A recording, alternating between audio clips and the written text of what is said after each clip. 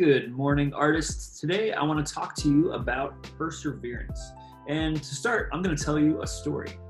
So as you can see, I got a haircut. And the story behind the haircut is that I was just trying to trim up the side a little bit. And I cut off a little bit too much. And then I had to cut off a little bit more. And I was thinking about this because a lot of times when we're making art, I see people start over. They make a mistake on their paper and they think, I don't like this, I'm gonna throw it away. But when the paper is your head, you can't throw it away. You just have to keep going. And then I was thinking, that's actually a really good metaphor for how we make art.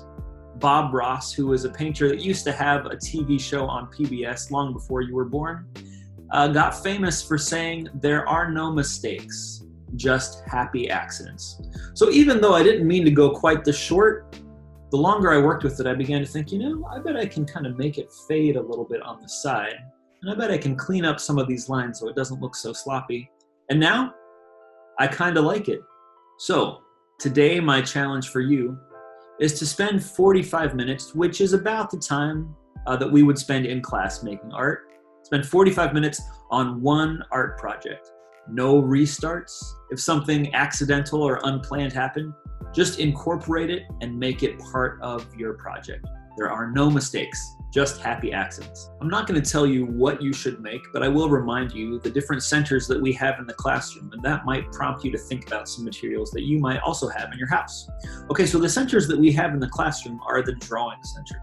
I bet you have some drawing materials in your house. We also have a painting center. You might have some paints. They might be finger paints, they might be watercolor, but could you paint? Inventor's Workshop. Now I know everybody has some kind of recycled items that they can put together in an interesting new way. Maybe cereal boxes, maybe egg cartons. Just take a look to see what you have around if that's interesting to you. Clay. You might not have ceramic clay like we have in the classroom, but I bet you have Play-Doh. If you want to work in clay, I bet you can find a way to do that at home. The Collage Center. I know we all have magazines. I know we all have scissors and tape and glue, and if that's interesting to you, go find some of that stuff. Sewing and fiber art. Maybe you have a needle and thread. Maybe you have yarn.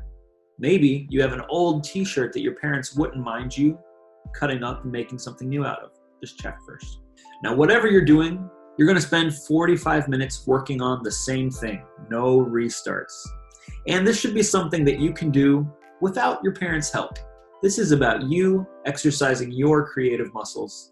One thing that I've been saying a lot in my videos to classes since we moved to the online teaching model is that creativity is a muscle.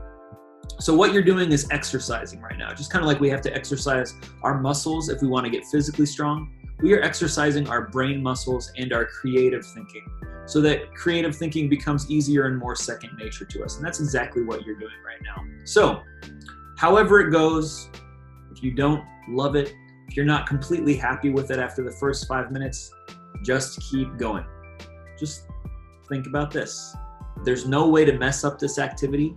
There are no mistakes, just happy accidents. And whenever you've finished, I would really love to see what you made. You can share it with me by clicking the Add Response button. Then it will pop up with a window showing lots of different file types. I think the easiest one is just to click on the one that says photo.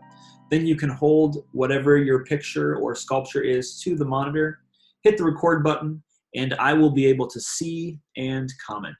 All right, have a great time creating, and I look forward to seeing what you've made. Talk to you later.